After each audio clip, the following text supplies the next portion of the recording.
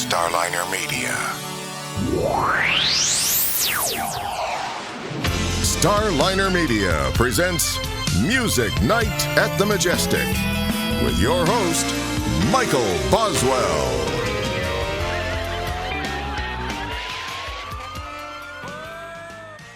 Well, tell you what, why don't we, since the focus of this is to talk about uh, Young Gun Silver Fox, we should probably start getting into that music. We certainly should. Me.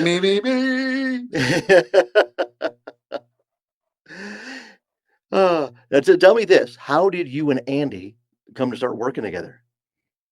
I discovered Andy on MySpace.com, and I'm not sure if he discovered me or if I discovered him, or I just came across one of his songs, Mama's Gun thing, the very first Mama's Gun thing.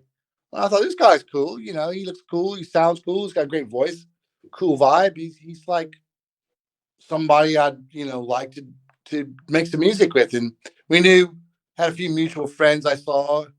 And so I sent him a message and said, hey man, sounds cool. We should hook up sometime and, be cool to make some music together. And famously, I never heard back from him.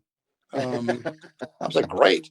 And but a while later he got in contact with me and he was like, hey man, I'm interested in you producing, Mama's Gun.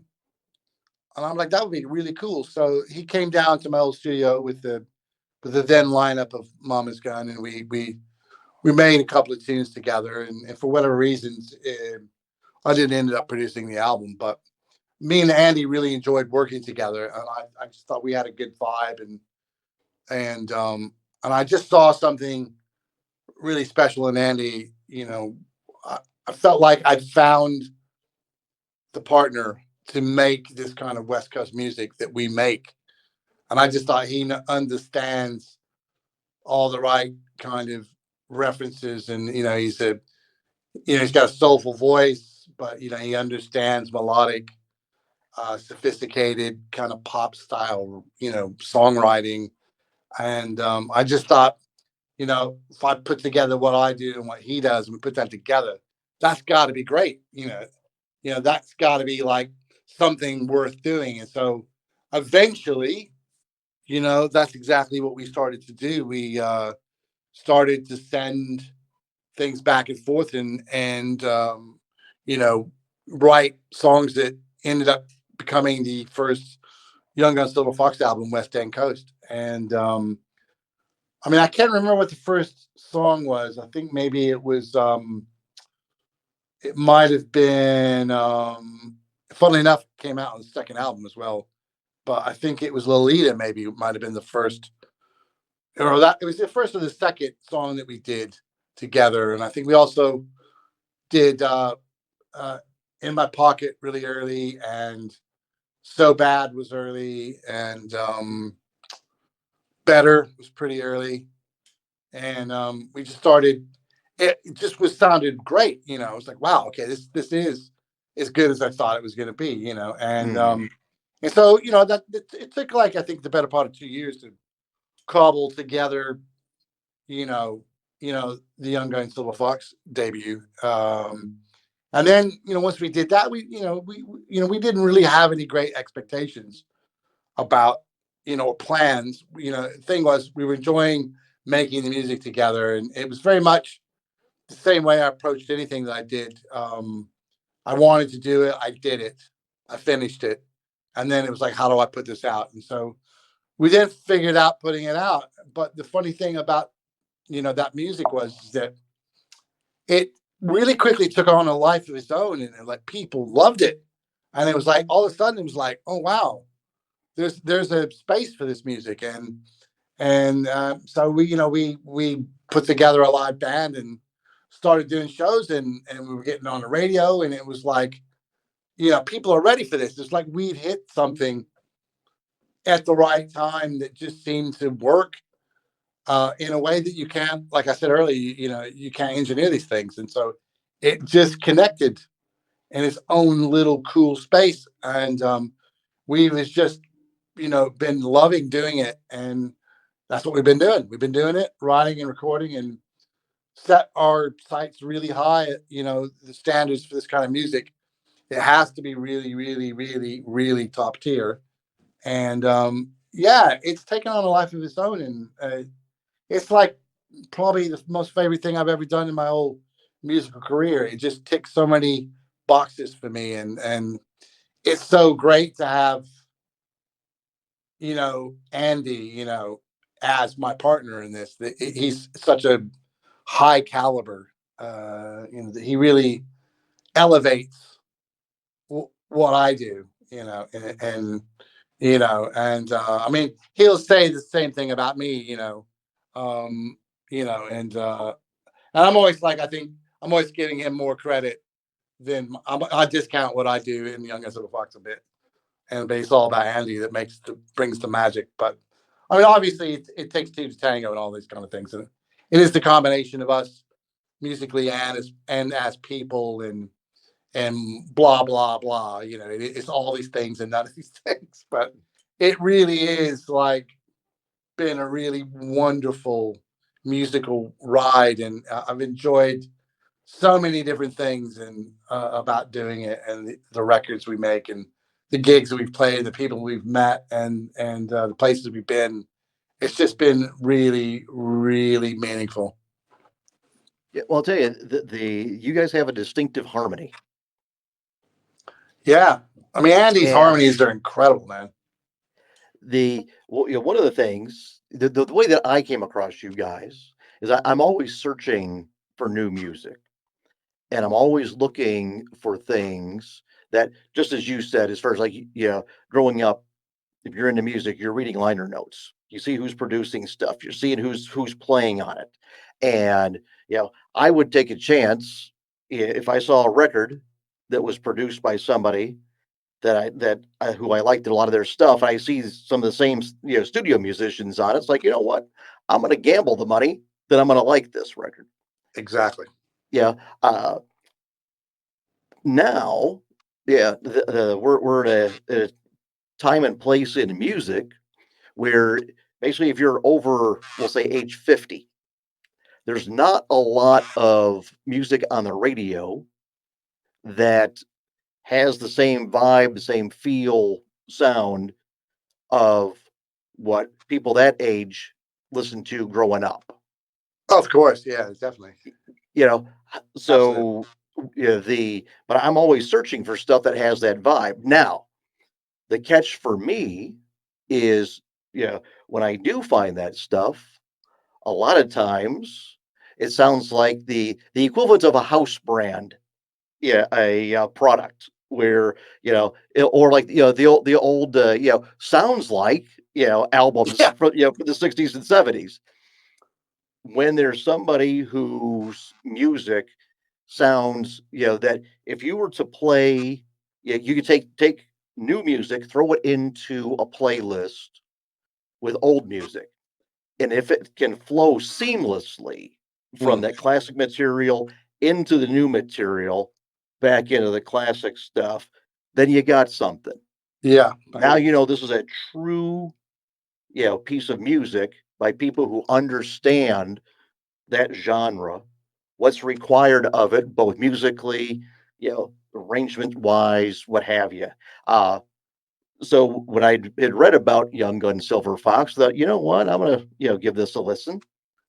And I was hoping that all the great positives that I had read were true. So I listened and it's like, wow, I like this. I ended up buying the whole catalog. Oh, amazing. And so now I'm playing the music for people and they're just stunned. They're like, man, I love Yacht Rock.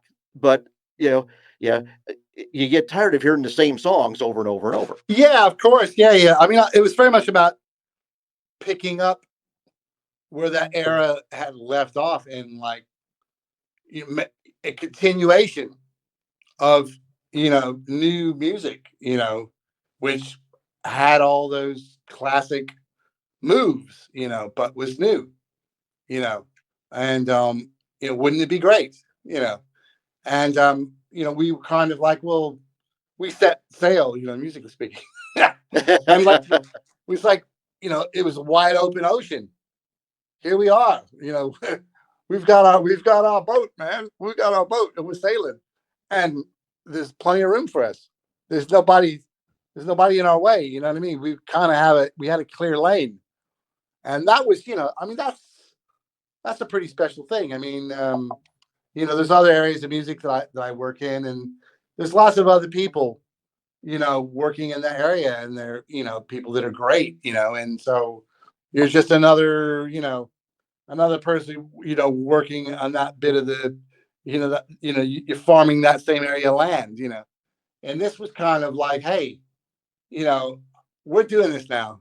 This is our thing now, and we didn't really have like any sort of competition really, it was kind of like we got loads of space, but we had the standing on the shoulders of the giants kind of vibe, from before, and the lineage of that. And so it was just like all of a sudden, this is really great, man. We kind of have a space to do our own thing within this, and in a way, kind of bring this music, you know, into the future, and reinvigorate it in our own way, and people discover, Steely Dan sometimes through us. You know, I've seen it happen. I've seen it happen. People that don't know Steely Dan, they never heard of them, and they're fans of us. And you're like, hey, you should check Steely Dan. And they're like, how do you spell that? I think it's kind of like it's a cool thing. It's a cool thing, and younger people get into it, and people that you didn't grow up with this music sometimes, and they're hearing it for the first time, and we're like a gateway, at times, with younger listeners, and it's just a really magical thing, man. This music is the most sophisticated musical pop music, radio music that ever existed. And we grew up listening to these tunes on the radio, man, and they were hits. They were hits, but they were like had amazing musicians on them and cool chord changes, and they were hip, And it's kind of like that, like you said, that doesn't exist in radio music now. It's not this kind of music, so it's great to be doing this now. And it's just a really really interesting um, musical space to create in. It's kind of like there's so many different things that make up this music, and there's so many. It can really span all kinds of things in the world, in that world. There's a lot of room to move, and it's a really great place to operate out of. Right. Well, tell you, you mentioned West End Coast. The first album came out in 2015. The opening track, "You Can Feel It." Tell me about Yeah. that song. We pretty much finished the album, I thought, at that point. And Andy at one point had said, you know what? I think we need one more song. And I was like, really? What do we need? What do you think we need? I'd like to know. Inquiring minds would like to know. He said, well, I think we need like that first single, that song that's like simple and direct and kind of, it states the mission, it's something that just like, and I was like, okay, I hear what you're saying. Okay, I hear you there. I hear you there. I've been there before with records, thinking I need the first single, and that kind of feeling, And I said, well, let me know when you figured out what that is, and I'll get right on it, because I got no ideas. I don't know. I don't know what it is. And then Andy was like, yeah, sure, of course. And then some time went by, and then I didn't. There was no more like ideas about what this could be, and one night I was about to go to bed. Just kiss my dog. Hello, girl. And I just had this idea. It wasn't much of an idea. It was like, as Donald Trump said, it was the concepts of a plan. Yeah, and the idea was very black and white. It was like the tempo and the kind of groove of Dreams by Fleetwood Mac, which is a magical track. And that kind of feeling is the beat has, which just rolls and it's mellow and it's propulsive, but it's soft, but it's, it just has something. So that kind of beat. And then I had these two chords, which weren't special chords. They were very normal things. And it was a G major 7 to a C major 7. So a very common move, been used many times to great effect. And so I thought this over that kind of beat, that kind of tempo. And I thought, that's cool. And I think maybe I said that to Andy. So that sounds cool. And then I just came up, with the opening guitar riff, da da da da da da da da da da da da da. I came up with that, right? I didn't come up with it. It just came through my fingers. I didn't think about it. It just happened, right? And I thought, this sounds good over this chords. And then I sent that to Andy as a voice note. And he goes, yeah, it sounds good. And then I was like, oh, and then what about if we go to this chord for the bridge, which was a B minor 7? And he said, yeah, that sounds good. And I thought, so I sent him those voice memos. And then I went to bed.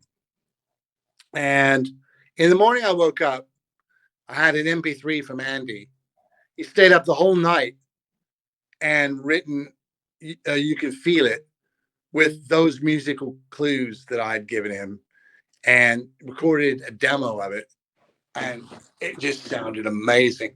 And I was just, hey, what a thing to wake up to, that glorious song, and it was just like, I mean, that was a moment, and that was just like, this is the tune. This was what we needed. It was exactly what we needed. And it just was magic, yeah, that was our first single. And it was this song that, that started it all for us and got us on the radio in Holland, and that really built really quickly. And it's one of our signature songs, and it's a very simple song, man. But it just there you go, man. I mean, I don't know how this shit works, man. Well, another track that you mentioned off that album, Better, that's got that distinctive loping rhythm to it. Yeah. There's a little bit of that sort of, I mean, it's really funny. My youngest daughter, Sela, we do this thing called Studio Sundays. And she comes to the studio and we play different instruments. She asked me to teach her things. And one of the things she asked me to teach her was like the drums on Better. And so I'm listening to the record to see what I played on it and playing along yeah. And as you said, what it has is it has that kind of shuffle, in the chorus, it kind of launches into, the Purdy shuffle a bit, Bernard Purdy, like Home at Last or, Rosanna or whatever, and Fool in the Rain, Zepp. Or Morning by Al Jarreau. It's hard to sing the rhythm, but triplet, and halftime shuffle. And but yeah, that tune's like, a lot of it is quite straight, but the swing is always being hinted at and implied, and sometimes getting a flick of swing. But it kind of has those classic power pop, kind of moves in it too, that's reminds me of like, Badfinger, and I in a way, kind of, the Beatles behind it all, you know. Um, yeah, it's one of my favorite songs of ours, to be honest. I mean, we're talking about bringing it back to the live set. We haven't played it for a few years now, but I love that track. I love how it explodes into the guitar solo, that big soaring guitar solo, fuzz guitar solo. And I love the do. Just love that intro, the chorus and the do. I just love it. And the chorus. I get goosebumps when we do that chorus, man. Live. It's just yeah. I mean, that's a great Andy song, man. That's a great Andy song. That's kind of he does that kind of epic, kind of mid-tempo-y kind of thing so well, like Mojo Rising and Feel It, and he's so great.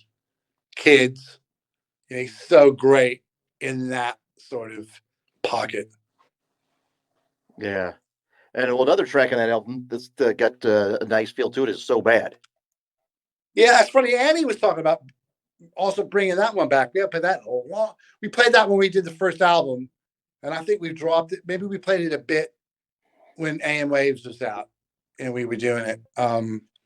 But yeah, So Bad. Yeah, I mean, I think when I came up with that track, I was maybe thinking a little bit about like Pablo Cruz or something, like what you want to do when she says goodbye. The kind of feeling of that, or Low Down by Boss Skaggs, that kind of tempo, that kind of drum feel, was probably what I was vibing on when I wrote that track a bit. But yeah, again, I mean, it's great when you have a track that we got spare stuff that we're not playing, but they're all like really solid things, But I think AM Waves, the second album, was just such a great piece of work, man. It was so solid that a lot of those songs, they just become staples in the live set, from AM Waves, and even the songs we're not playing from AM Waves anymore, I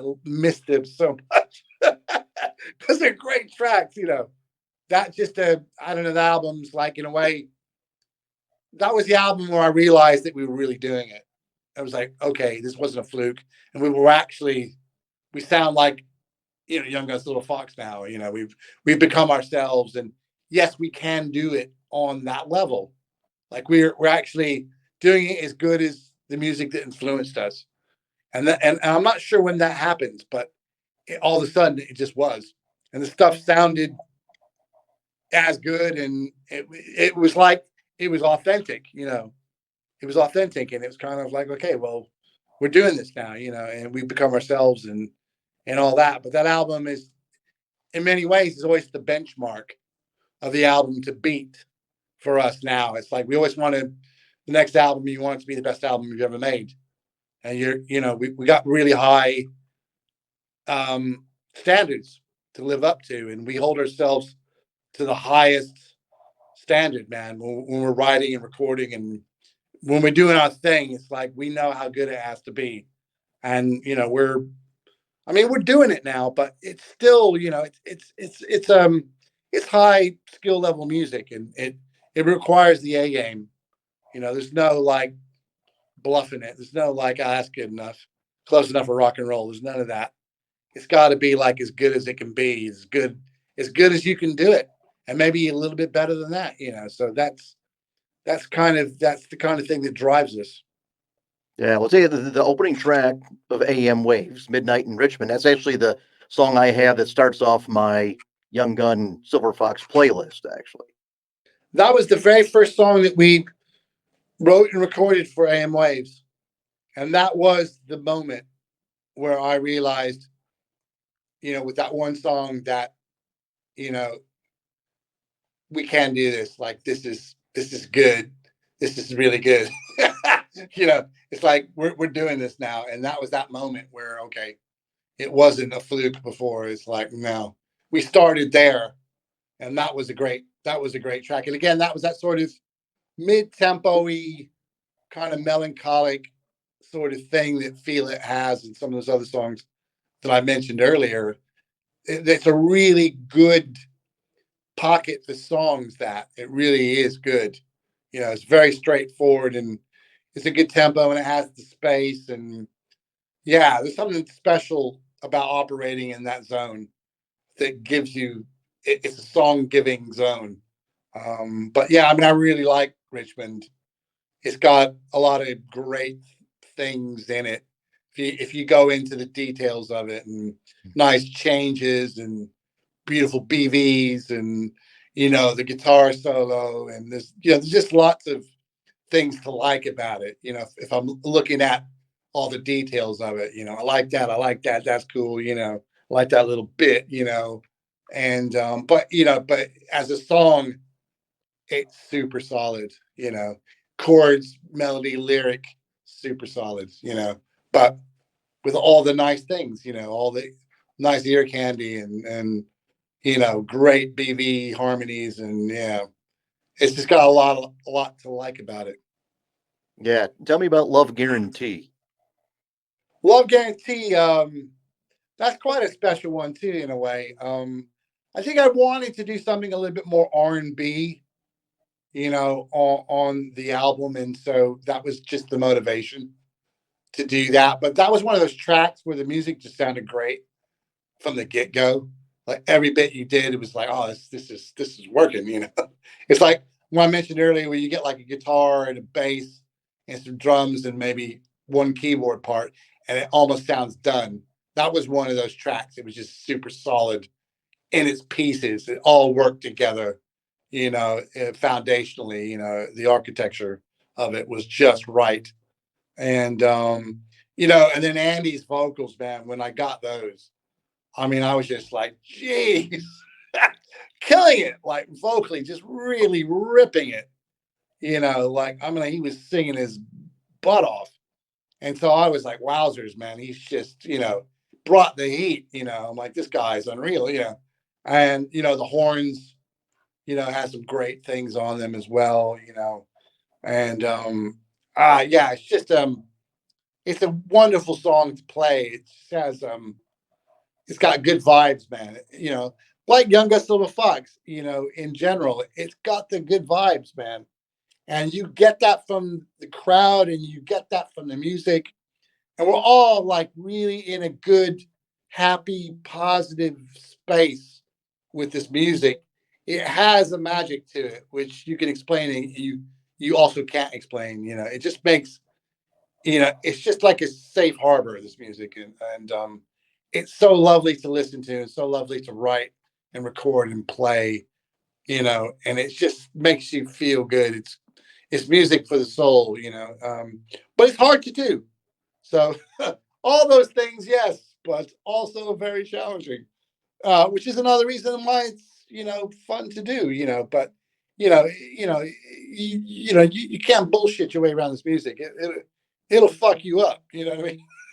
You got to be on point when you're doing it, otherwise you're gonna mess up, and it's not gonna sound good.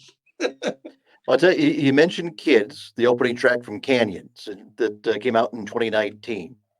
When you guys went in to record that album after having, this being the third, Yeah. What was your goal with what was going through your head as you're thinking, okay, we're on number 3 now? I think it was just a very much.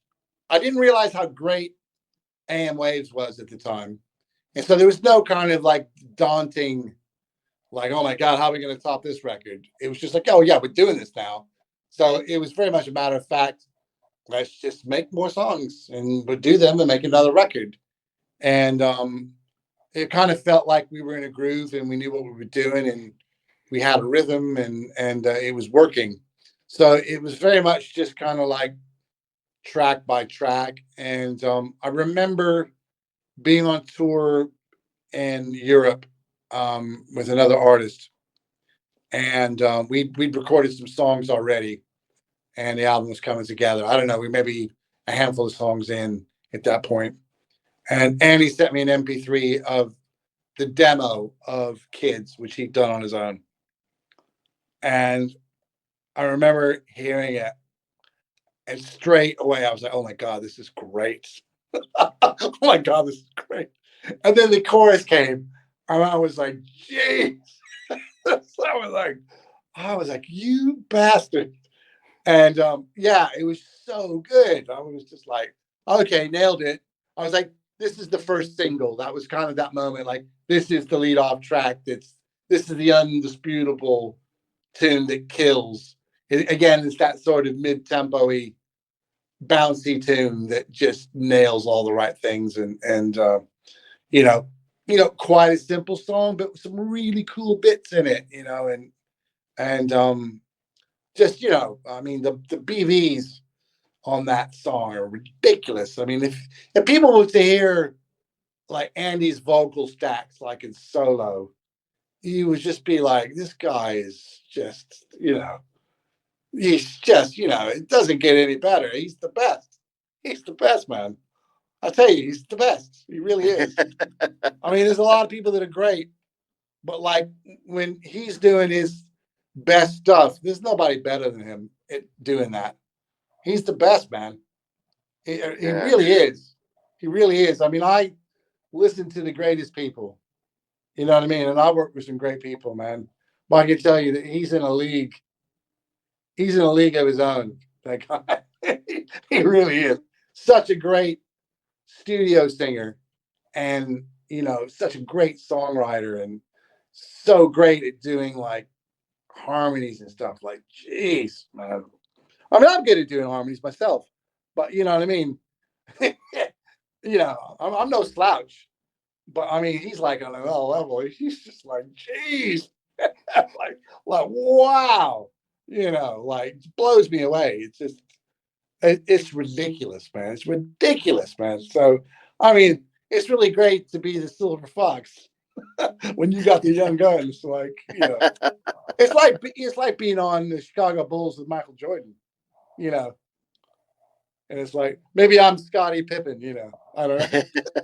I'm pretty good in my own right. I would be, all-star on another team.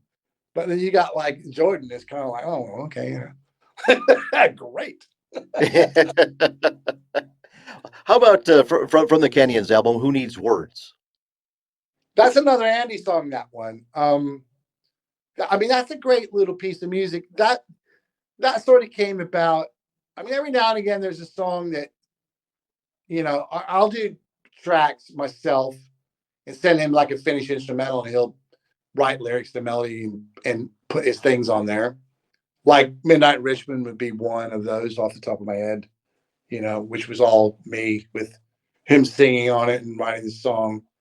And then sometimes he'll write something on his own and send it to me, and I'll play on it and do some bits. And that would be something like Kids would be an example of that.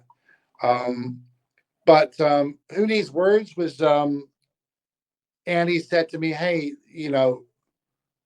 could you do me a drum track, something that feels a bit like, the tempo and the feel of IGY by Donald Fagen.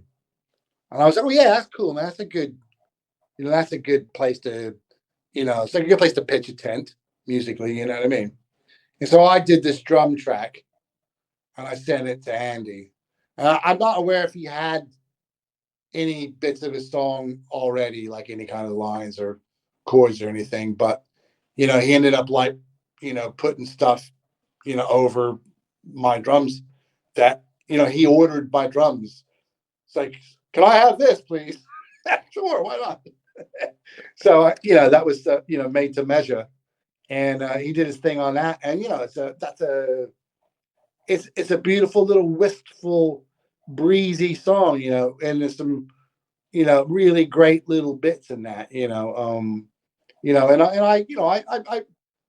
good at like, I'm good at adding little things that are cool, to like tracks of his that are very realized, when he sends them to me, and I'm able to kind of like, if I have a teeny little space, to operate in, I quite enjoy that too. I'd be like, I'll just find some nice little things to do here, which, bring something to elevate it, that brings something cool to it that wasn't there, yeah, I don't have to, sometimes it's great to do more with less, and why work hard when you don't have to? So I can, we lean on each other, we're both very solid in our own skill sets, but we also complement each other really well. And, we can do whatever needs to be done to make the thing what it needs to be,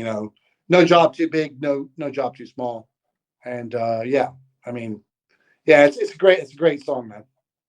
Yeah, we'll tell you the most recent album came out in 22, Ticket to Shangri-La. Tell us about Yeah, I going in mean the studio to record that one. that was like, that's when we both said to ourselves, at a certain point, I remember hearing AM Waves after we'd done Canyons, and I think my wife put it on in the car and we drove somewhere, and I heard the album and I was like, damn, this album's great. This album is great. And I'm like, wow, that album, you know what I mean? Like that's the album to beat.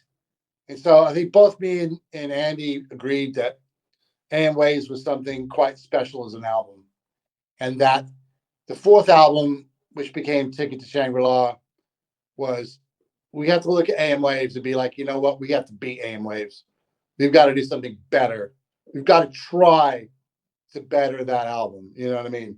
That's the goal here. Because at this point, we're 4 albums in, and we've become a group. And this music and this sound has become our sound in our own way.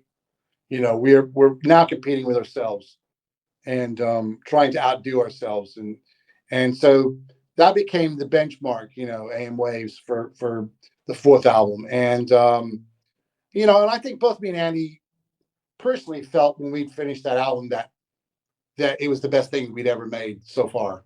And whether it is or not, it's who knows. I mean, it's not an exact, like I said, it's not exact science, and some people might think that AM Waves is a better album, or they might think that Ticket to Shangri-La is better, or they're six one half dozen the other. I don't know, and it doesn't really matter. But I think the goal was to beat that album, and we felt like at the time that we'd done a respectable job at doing that. And I know a lot of people, got back to us and said they thought it was our best album. So I think we achieved what we set out to do, but it very much was about like, you know we've got to like just be the best at what we're doing, and it was interesting to be at a point where you were now like we've established ourselves and we're competing with ourselves now, and that's an interesting place to evolve to. And I mean, there's a lot of great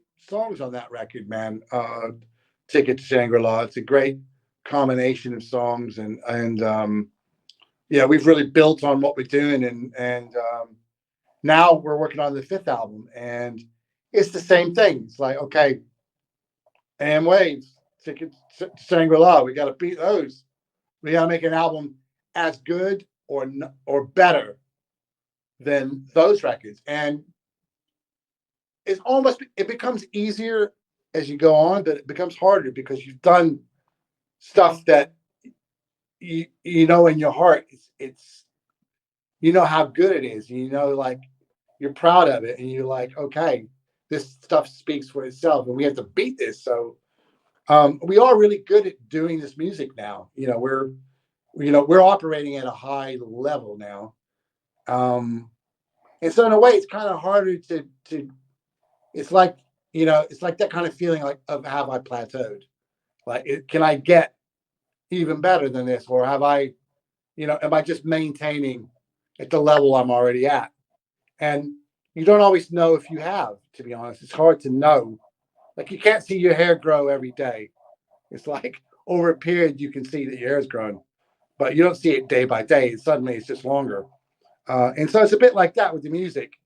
But the tracks that we've got done, I'm starting to get this feeling now that there's a collection of tracks, and you start to get the feeling of an album. And I'm like, now that I put what we have together, I'm like, wow, this is something. Like this is like, what I mean? Like whereas before, like this is a dope song. I mean, yeah, of course it's good because we know what we're doing. You know what I mean? But you know what I mean? It's that kind of thing, taking something out of context, not knowing. It's the whole record that makes the record, not just one or two songs. But I'm feeling like it is going to be, a great record. You know what I mean? And it should be. It should be. If it's not, we've let ourselves down. Forget about other people. You know what I mean? We have to like do the best that we can do, and that's pretty good. But you don't want it to be pretty good. You want it to be exceptional. So you just have to like you set your height. You set your hopes for the moon. You know what I mean? That's what you're reaching for every time. You may not get it, but if you're really reaching for the highest heights, even if you get close, you're still on another level, and that's kind of what we do. It's a very solid. We're a very solid unit, and we're very efficient at what we do, and we're both really motivated to do the best work that we can do. We both feel the same about, what's the point otherwise? We want to do great music and we want to make great records and great songs, because if you're not aspiring to that, you kind of like, why waste time and energy and other people's time and energy with something that's okay? It kind of needs to be, you know what I mean? Whether or not you achieve greatness, I don't know, but it's trying to achieve greatness is the goal. And, if you're lucky, sometimes you do. And like I said before, it's not for me to decide. You know what I mean? If I thought I was great, I wouldn't get out of bed in the morning. I'd be like, I'm great. I've done it all. It speaks for itself. You know what I mean? I am great. I am the king. It's not like that. It's kind of like you're wanting to be great. You're trying to be great. You're doing everything you can do to be the best version of yourself and to do great work. And that really inspires and motivates both Andy and myself. And I'm not ego driven. Like I said earlier in the conversation, it's not me that's making this music. It's the music that's making this music through me. And it's just about you know being able to do that, just to be a part of that process is where it's at. And I think this next album, it'll be out next year, and there's some great tracks on there already. We're sort of, you know, I don't know, man. It's just like it's a great group, Young Gun Silver Fox, to be in. And Andy Platts, the Young Gun, is somebody who I respect so much, and he's just the highest level, as I've said earlier, and it's a real honor and a privilege to make music with that guy, and I really love what we do, and I love our fans, and I love what this music means, to me personally, and what it means to the people that listen to it. It's a beautiful thing, and it really, really is. It's a rarefied, special thing. Yeah. Well, before we move on from Shangri-La, a couple tracks, Rolling Back. Tell us about that song. Again, that was an Andy song, and I remember hearing that and just thinking, Jesus, this guy, this is so great. It was just like, and that was an interesting track because we rarely talk about what we're going to do, and there's never these kind of conversations. We should do something like this, or we should, there's never these kind of discussions. And I remember we played this gig in Manchester, and in one of these rare moments, we were sitting around on stage during sound check, and it was going really slowly. And I said to Andy, I said, it'd be really nice to do a track that has a little bit more of a boogie feel, like some of the Leon Silver's productions that he did for Solar Records, like Shalimar Second Time Around, and then the beat goes on, and just that kind of a vibe, to move into that and see what we can find in that pocket, which we hadn't really done at that point. And that was it. That was the extent of the conversation. But that sort of like, I think that lit a flame in Andy's mind. And then not so long after that, he wrote and demoed up Rolling Back, and it kind of had some of those touchstones in it, but it also had there's some interesting things in that track. If you were to take the mix apart and isolate certain elements, it's like stuff that sounds like another style of music. You know, there's some real kind of trippy, atmospheric kind of guitar stuff in the chorus, which sounds like a completely different style of music. And I remember playing an acoustic version of that for a radio session, and we played it, and it really struck me how the chorus and that setting sounded very Crosby, Stills and Nash and Young, and I never heard that in the record. And I started to hear there's a lot of different things in here, you know. It really is. I mean, I think Andy was talking about Prefab Sprout, you know, is being like one of the influences on that track, which is the kind of thing I think people hear when they hear that track. But again, it was that sort of, the great sort of Andy chorus, and that sort of uplifting anthemic thing that he does so well. And I mean, he's a really great, musician too, which I don't think he gets the credit for. I think I get all the credit for that, or mostly get the credit for that. But he is very able, as a musician. He's great, and so I had to find a few things in that track to insert myself into it, and which I did, and it's just so great to have, like I said, it's like having somebody set you up for a slam dunk, in basketball. That's kind of what he does when he brings these songs he writes on his own to me. That's kind of what he does, and and it's just wonderful because I'm doing a lot of work with my tracks, to give that to him, and this is a lot less labor intensive, but very enjoyable for me from a musician and production standpoint, because I could just come in and elevate what he's already done that's great and make it even better, and then find a couple of missing things, you know what I mean, that weren't there that become important parts of the song as well. And it's really, really gratifying in its own way to do that. Yeah. Now the video for West Side Jet, how did that come about?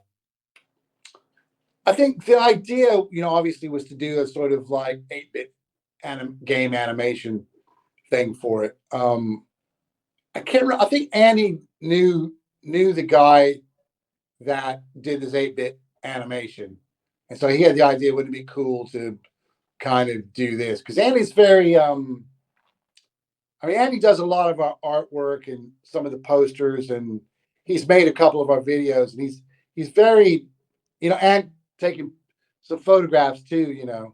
He's very talented with visual, mediums. He's very skilled in all those things, and he has a great eye.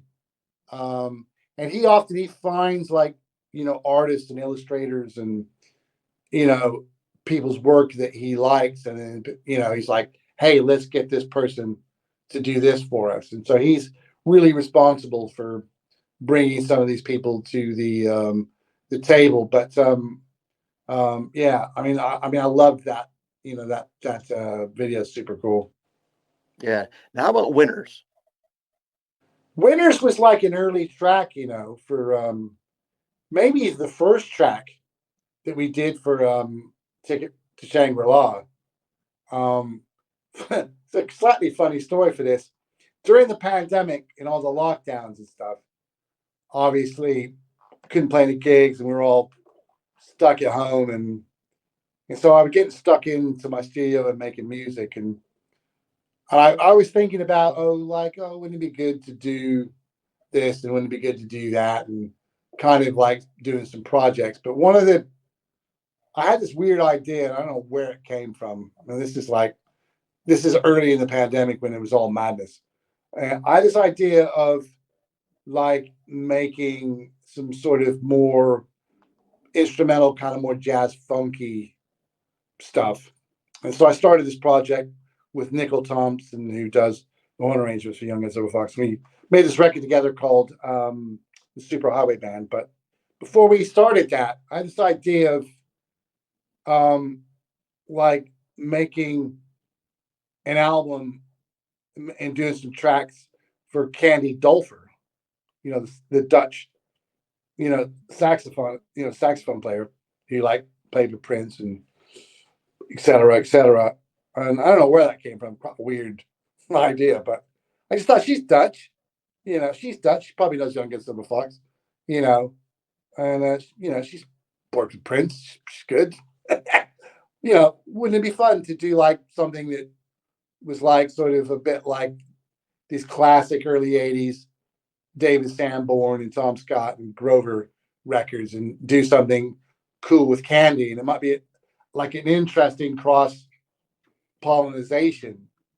And so I knew somebody in Holland that knew how to get to her. So I decided, hey, let me try to do something. And she seemed to be really up for it. So I started making some tracks for Candy, and she was loving it. She was playing on it. And then I said to Andy, hey, man, why don't we do like a song for Candy, right? And so Andy wrote Winners.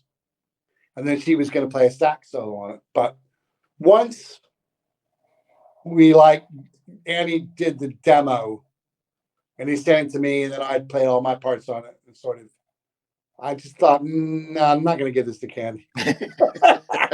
This is a straight up Young Guns Silver Fox track. And so if it's going to have Candy on it, it's just going to be like Young Guns Silver Fox with a Candy sax solo on it, maybe featuring Candy Dulfer or whatever. But I mean, she just never did a sax solo on it.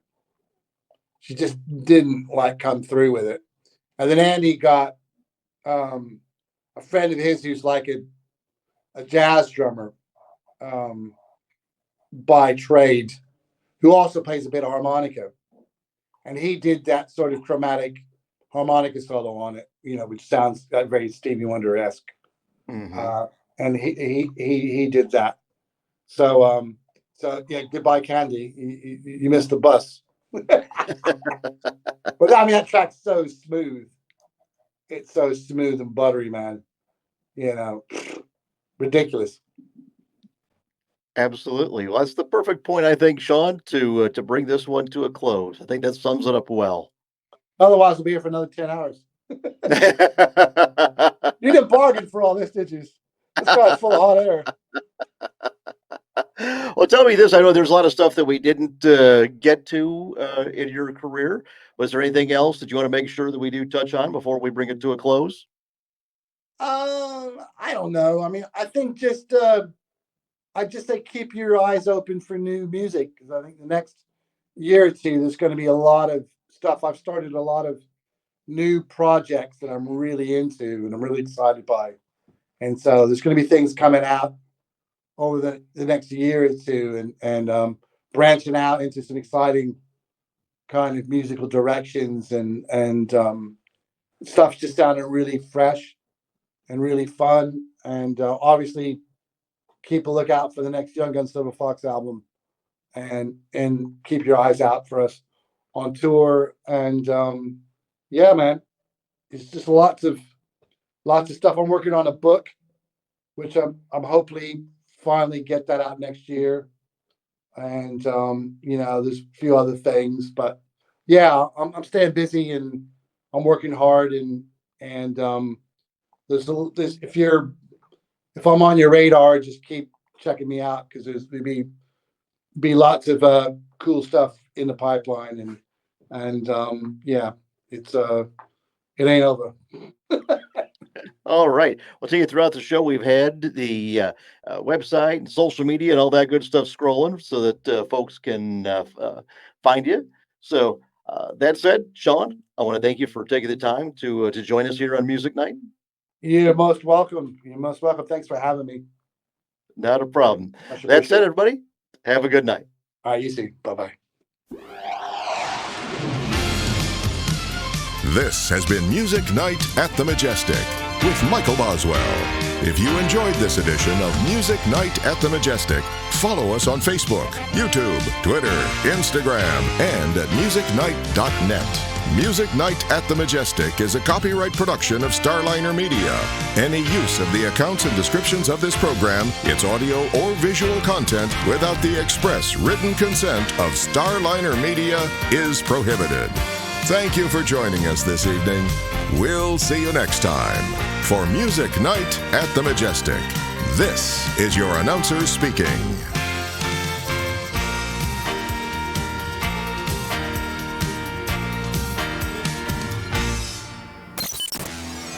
Starliner Media.